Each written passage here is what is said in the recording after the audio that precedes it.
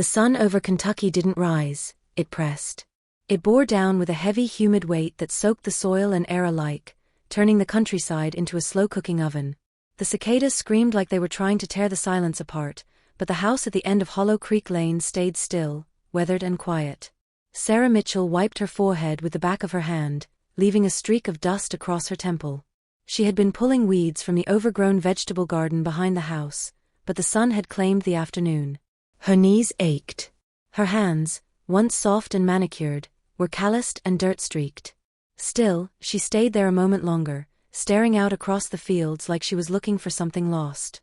It wasn't that she hated the house. She hated the silence. 2 years ago, Daniel had left, not in anger, not with a slammed door or a suitcase hurled into the truck, but with a quiet phone call and a promise that he just needed time. Florida's got opportunities, he had said. We can't keep living in this dust. He had meant well. He always did. But time stretched like taffy, and soon his voice became a voicemail, and then silence. He still sent money, a clean deposit every first Monday of the month, but money couldn't hold her at night or explain to Eli why Daddy wasn't calling on his birthday. Inside, the creaky ceiling fan spun its lazy circles. Eli, her 7-year-old, lay on the wooden floor beside a stack of coloring books, humming to himself as he shaded in a bright red barn. "Mom," he called without looking up, "when's Uncle Nate coming?" "Soon, honey," Sarah replied, her voice flat with fatigue. Nathan Mitchell. Daniel's younger brother. The one who used to sleep in the loft during summer breaks, who once broke his arm falling off the barn roof trying to impress a girl from church. He joined the army right out of high school, seen places Sarah would never see, and now, 8 years later, he was coming back. Just for a while, his message had said. Need a place to clear my head. Stay home, right? Home. That word carried too much weight. But Sarah had said yes, partly because she couldn't say no, and partly because the house had grown too quiet even for her. That evening, as the sky turned pink over the cornfields, an old black pickup truck rolled down the gravel drive. Eli dropped his crayons and ran to the screen door. "Nate," he shouted. Sarah followed, wiping her hands on a dish towel. The man who stepped out of the truck looked older than she remembered. His jaw was sharper, his shoulders broader, and the shadows under his eyes told stories she didn't ask about. "Hey buddy," Nathan said, crouching to catch Eli in a bear hug. He stood up and faced Sarah, smiling a little. Hey, Sarah. "Hey," she said. Long drive. 6 hours, he nodded. Didn't stop much. Hungry. Starving. Inside, over meatloaf and sweet tea, they filled the space with small talk.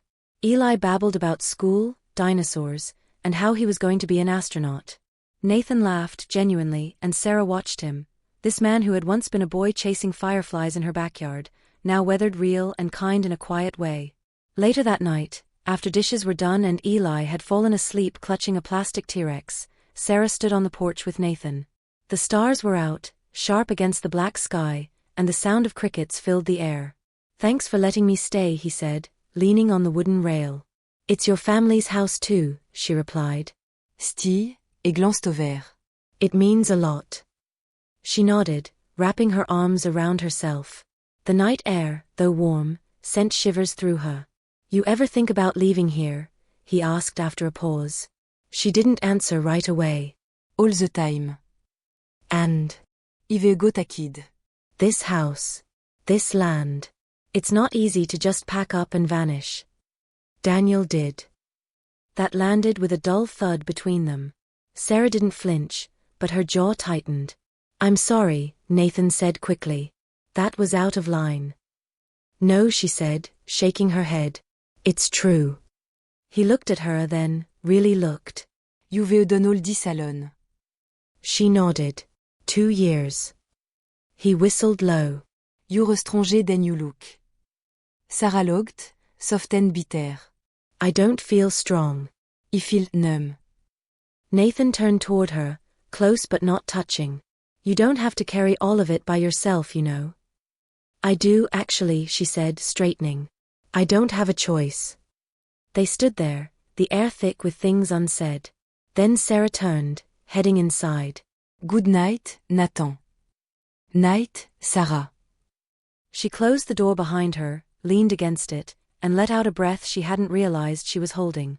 In the guest room, Nathan stared at the ceiling for a long time. The house creaked and settled like it was breathing.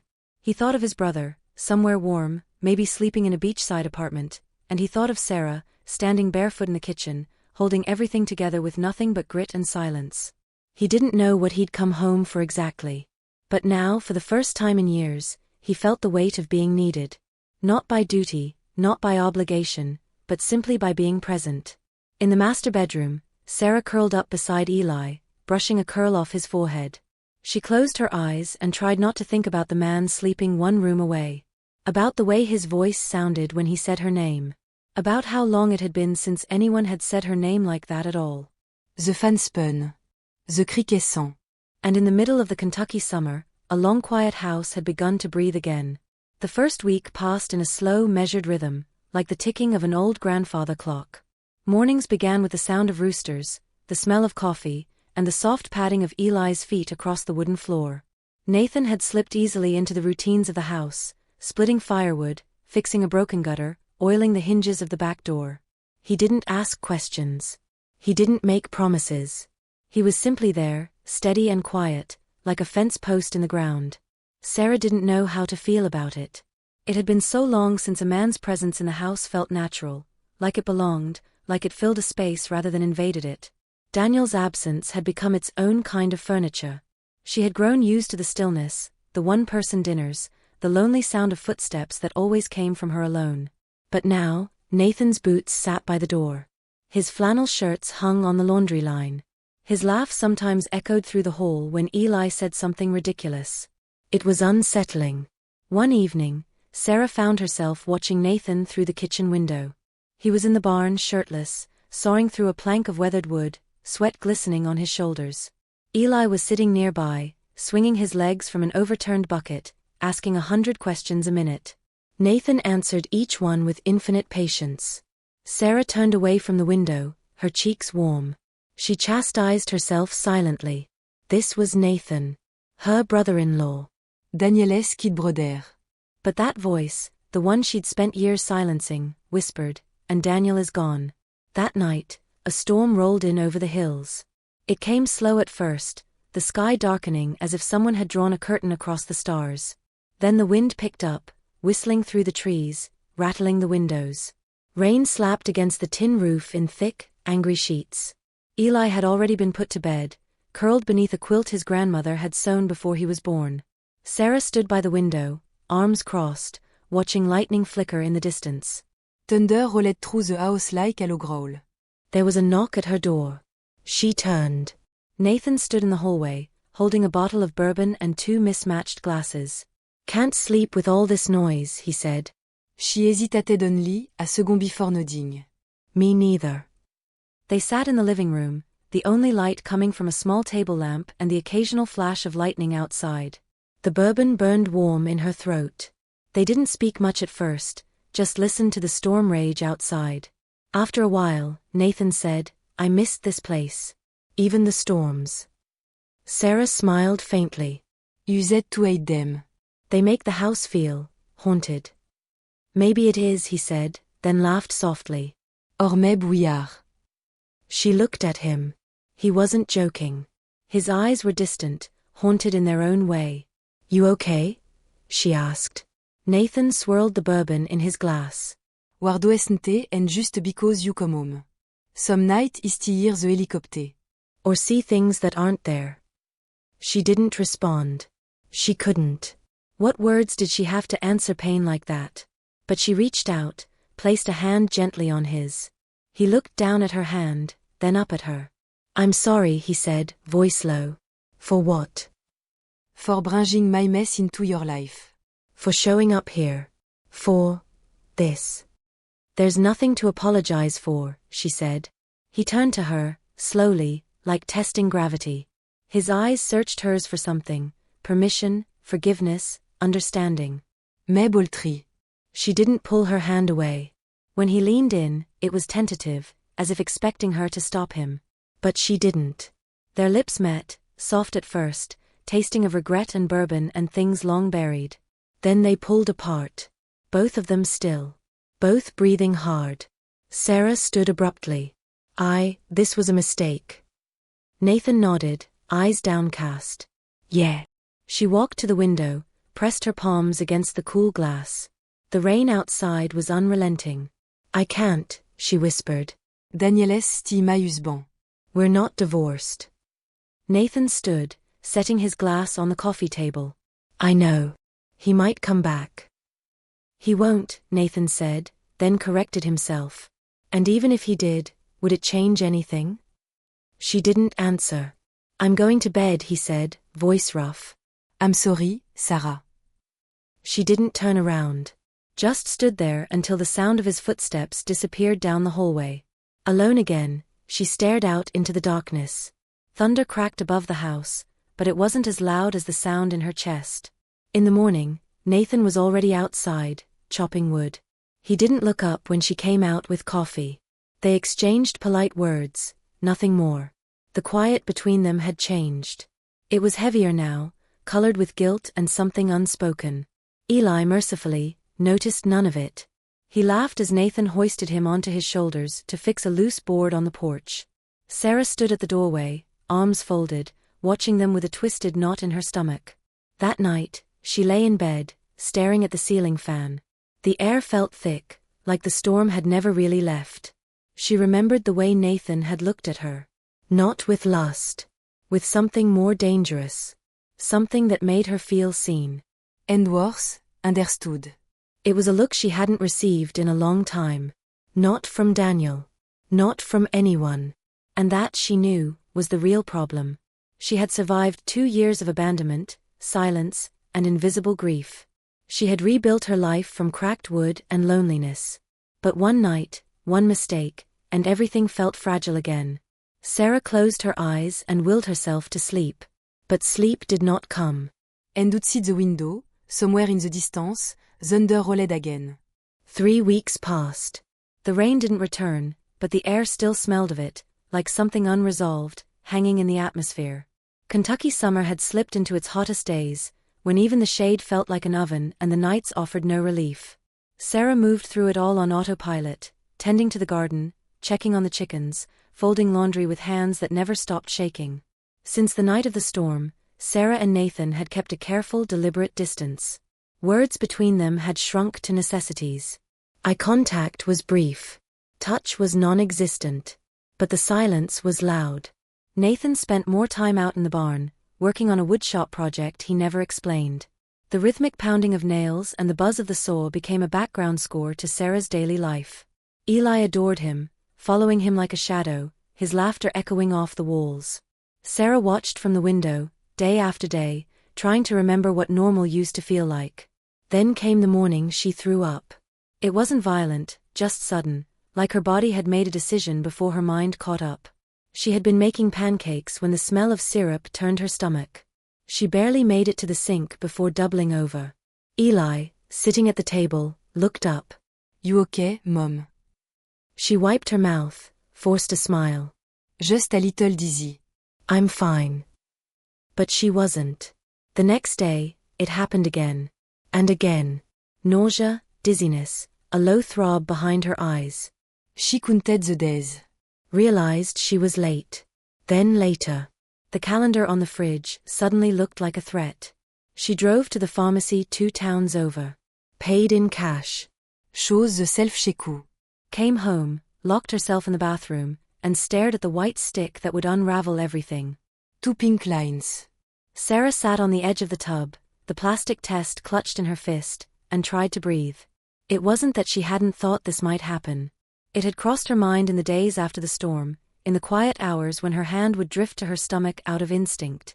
But she'd told herself it wasn't possible. She had convinced herself that lightning didn't strike twice in a house already burned down. But now it had. She couldn't be sure if the baby was Nathan's.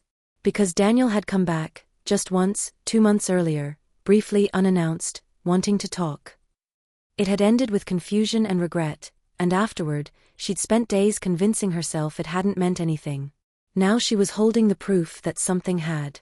That night, Sarah sat on the porch long after Eli had gone to sleep. Nathan emerged from the barn, shirt damp with sweat, a hammer dangling from his hand. He paused when he saw her. "You okay?"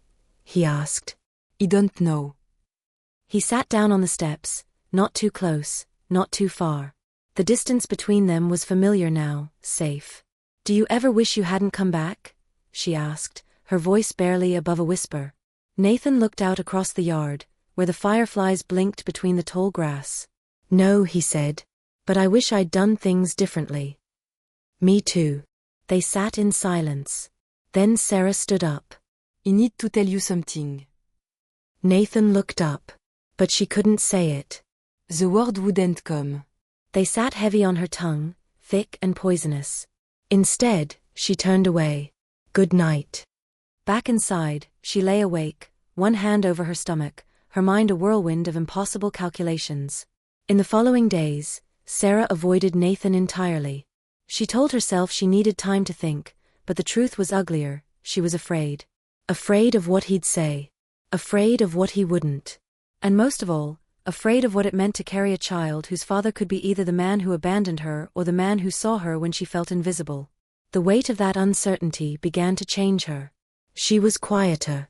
Distracted. She overcooked dinner, forgot laundry in the washer, snapped at Eli over nothing. Her skin turned pale. Her eyes dulled. Nathan noticed. One evening, as the sun dipped below the hills, he cornered her in the kitchen. "Sarah," he said, gently but firmly, "what's going on?" She froze. "Nothing," she replied too quickly. He tilted his head.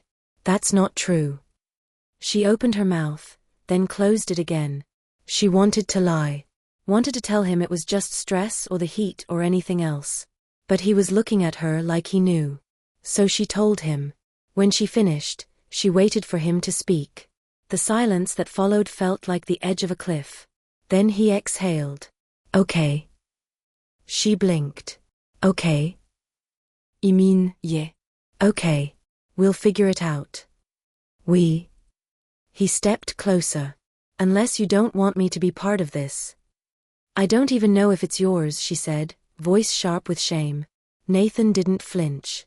Does nte mate. If you want me, Amir. Sarah shook her head. "You're not thinking clearly."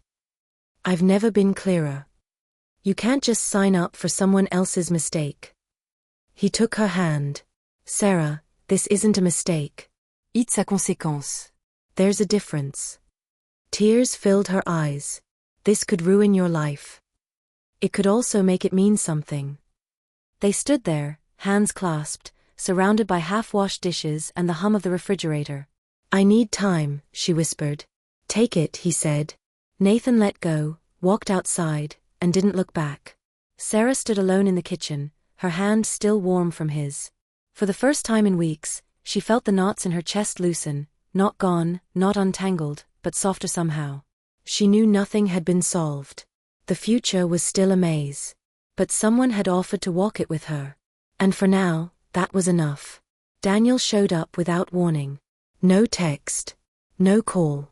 Just the crunch of tires on gravel and the sun flashing off the windshield of a silver rental car Sarah didn't recognize. She was in the kitchen, slicing peaches for a pie Eli had begged for, when she heard the car door slam and the sound of boots on the front steps. By the time she reached the screen door, he was already there, standing on the porch like he had never left, as if 2 years of silence and distance had been nothing more than a bad dream. "Daniel," she said, brisk-catching. "Hey Sarah," he replied, cool and casual, like this was a Sunday visit instead of a reappearance from the dead. She didn't move. "I was passing through," he added. "Thought I'd see my family." She folded her arms, leaning against the doorframe. "Since when do you pass through Kentucky?" Er shrugged. "Since I heard you were pregnant." The word hit like a slap. Her heart dropped, her hands tightened around the towel she held. "Who told you?" "My mother," he said, stepping inside without asking. She still talk to you. Small towns don't forget how to gossip. Sarah didn't answer. She stood still as he moved through the house, glancing at the familiar furniture, the photos still on the walls. Eli's crayon drawings were taped to the fridge. Daniel's own face, younger and happier, smiled from the wedding picture on the mantel. "I guess congratulations are in order," he said, turning to her. "Boy or girl?" I don't know yet. He gave a humorless chuckle. Do you know who the father is? Sarah stared at him, jaw tight. Why are you here, Daniel? He met her eyes, and for the first time, she saw something uncertain in him. Not anger. Not sarcasm. Just something tired and bitter. I don't know, he said. Maybe I wanted to see if I still had something here. You don't. His jaw clenched. So it's true then. You and Nathan. She didn't confirm it. She didn't have to. Daniel stepped back, rubbing the back of his neck like he didn't know what to do with his hands. I should have known, he muttered. The guy's been obsessed with you since we were kids. That's not fair, she snapped. Isn't it? You left. You chose Florida. You chose a life without US. I needed a break, not a replacement. Sarah looked bitterly. You don't get to disappear for 2 years and then be angry someone else stayed. Silence fell between them. Outside, the wind picked up, brushing dry leaves across the porch. Inside, the house seemed to hold its breath. Where is he? Daniel asked. In the barn, she replied. Working. Daniel turned without another word and walked out the back door. Sarah followed, slowly, her hands trembling. She found them in the open barn, surrounded by the scent of sawdust and cedar. Nathan stood by a workbench, hammer in hand, mid-swing when Daniel entered. They stared at each other, neither speaking. Sarah stood at the threshold, heart pounding. You got something to say? Nathan asked after a long silence. Daniel crossed his arms. You sleeping with my wife? She's not your wife anymore, Nathan replied, voice low and steady. Oui, esti marié. You abandon her. Daniel took a step closer. So you thought you'd just slide in and take my place? I didn't take anything, Nathan said. You left it all behind. You don't know what I've been through. Neither do you. Daniel lunged. For a moment, Sarah thought they might come to blows. But Nathan didn't move. He stood his ground, eyes locked on Daniel's. Daniel stopped inches away, his chest heaving. Congratulations, he said quietly. You're going to be a dad. Or an uncle. Or both. Nathan didn't flinch. Daniel stepped back, shaking his head. I used to trust you, he said. I used to think you were the only person in this family who had a sense of loyalty. Nathan's expression didn't change. I was loyal. To the people who needed me. Daniel turned and walked past Sarah without a word. She heard the car engine start a few minutes later. Then he was gone. The house was key again. Nathan came out of the barn, wiping his hands on his jeans. He didn't speak at first. Sarah waited, arms crossed, staring at the gravel driveway where Daniel had disappeared. You okay? He asked. She shook her head. No. He nodded, like he understood that there was nothing he could fix. Eli saw the car, she said. He asked if his dad was staying. What did you tell him? That he was just visiting. Nathan looked away. He should go. Sarah turned to him, startled. Go? This isn't just about us anymore, he said.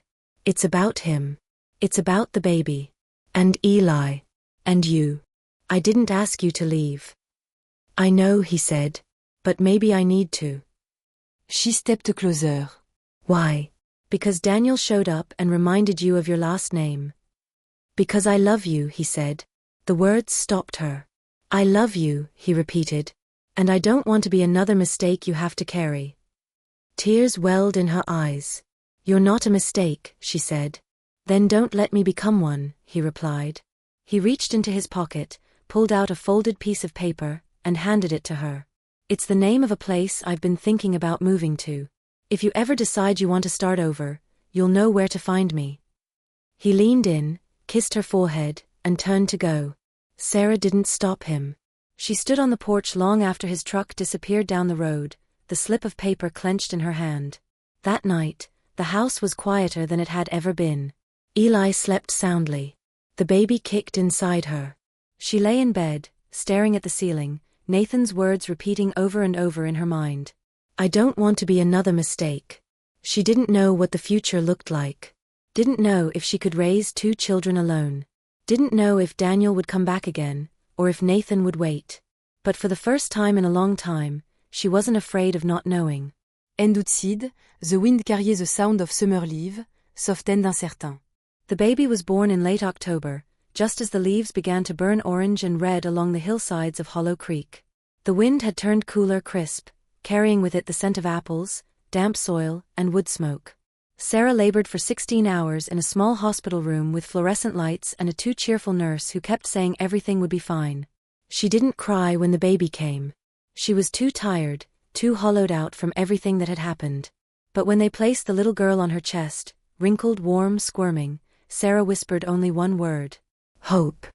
The name came unbidden, like a breath she hadn't realized she'd been holding for years. The nurse smiled. Beautiful name. Sarah nodded, but said nothing else. There were no visitors. Daniel hadn't returned since that day in the barn. He had sent one terse message after the birth, "Hope you're both healthy," and nothing more. Nathan hadn't called either. True to his word, he had left and stayed gone. Sarah brought Hope home wrapped in an old quilt, the same one Eli had once slept in as a newborn. The house felt different now. Not heavier. Not sadder. Just changed. Life had rearranged itself again. Eli adored his baby sister. He would tiptoe into her room in the early mornings and whisper secrets into her tiny ear, convinced that even though she couldn't talk, she could still understand. Sarah watched them from the hallway sometimes, a mug of lukewarm coffee in her hand and something tender aching in her chest. She didn't get a paternity test. People asked, of course, neighbors, distant cousins, women at the grocery store who didn't bother hiding their curiosity. She always answered the same way. She's mean. That is all that matters. And that was true. Mostly. But in the quiet hours of the night, when Hope was fussing and Eli was asleep and the wind pressed against the windows like a whispering ghost, Sarah would wonder. Not about DNA or biology, but about how love could arrive in so many shapes. How one man could leave and still leave a scar. How another could stay, then go, and still feel closer than anyone else. Months passed. Winter came early that year. Snow dusted the ground by Thanksgiving, and by December the roads were crusted in salt and silence. Sarah decorated the house with paper snowflakes and old string lights. Eli helped hang stockings. Hope stared up at the blinking colors with wide, wondering eyes. They made it through the holidays on their own. Then one morning, in late January, Sarah found a letter in the mailbox. No return address. The handwriting was familiar, sharp, clean, a little slanted. Inside was a single page. If Hope ever asks who I am, tell her I was the man who stayed in the rain. No signature. No plea. Just that one line. Sarah stood on the porch, the cold biting through her sweater, the letter trembling in her hands. She read it 3 times before folding it neatly and slipping it into her coat pocket. She didn't cry. Instead, she went inside, fed the baby, made lunch for Eli, folded laundry, swept the kitchen floor. Life kept moving, and she moved with it. But that night, after the kids were asleep, she sat at the kitchen table and stared at the letter again. She thought about Nathan. About the night they kissed, about the barn, about the moment he said we instead of you. She thought about how he had looked at her, not like someone broken, but like someone worth choosing. She thought about what she owed him. What she owed herself. The next morning, she packed a small overnight bag, left Hope with her mother, and drove 3 hours west. The address Nathan had given her months ago wasn't a lie. It was a quiet town by a lake, with streets named after trees and a hardware store that closed at 5. His truck was parked outside a modest 1-story cabin with a porch swing and a stack of firewood by the door. She stood there for a long moment before knocking. When he opened the door, he didn't look surprised. "Hey," he said softly. "Hey," she replied. They stared at each other. Winter sunlight spilled across the porch. The air between them was full of old words left unsaid. "I got your letter," she said. "I wasn't sure you would. I wasn't sure I'd come." Are you staying? "I don't know," she said honestly. He nodded. "I brought a picture," she added, reaching into her coat and pulling out a photo, Hope wrapped in the quilt, asleep in Eli's arms. Nathan took it, stared for a long time, his jaw tightening. She's beautiful. "She looks like both of you," Sarah said. Sometimes I see Daniel in her eyes. Somtimisiu. Do you need to know? He asked. She shook her head. No. Not anymore. He handed the photo back, but she pushed his hand away. Keep it. They stood in silence again, but this time it wasn't tense. Just careful. I'm not asking for anything, Nathan said. Not a place in her life. Not in your. I know. But if you ever want to come back, if you ever want something different. She looked at him, the lines around his eyes deeper than before, the quiet strength still rooted in his shoulders. I don't know what I want, she admitted. That's okay, he said. You don't have to know yet. She took a step back. I should get home. He nodded again. Thanks for coming. She turned, walked to the car, started the engine. But before she drove off, she looked back. Nathan was still standing there, one hand on the porch rail, the wind tugging at the edges of his flannel shirt. Sarah smiled, not wide, not certain, but real. Then she drove away. Back home, the children were waiting. The house, though simple, was full. Of toys, of bottles, of tiny socks and scribbled drawings. Of late nights and early mornings. Of questions without answers. But also of warmth. Of laughter. Of something she couldn't name but could finally feel. She placed the letter Nathan had written into a drawer, beneath a stack of bills and birth certificates and crumpled grocery lists. Not hidden. Just, resting. One day, when Hope was older, maybe she'd ask. And Sarah would tell her the truth, not the kind written in blood or law, but the kind carved out of choices. That some people leave. Some people love. And some people stay, just long enough to remind you who you are.